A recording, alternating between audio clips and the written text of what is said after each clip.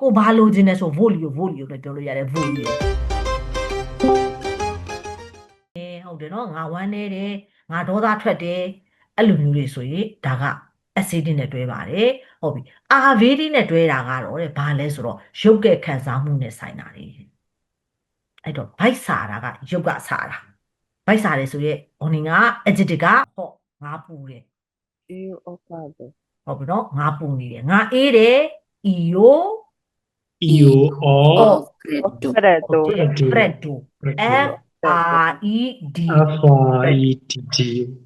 ဟုတ်ပြီအဲ့ဒီဥစ္စာမှာတစ်ချက်ကရေအေးတယ် coffee အဲ့တော့ခုနက AVD နဲ့သုံးတဲ့ adjective ၅လုံးပြန်ပြောပြပါဦး Fame, Fame, tete,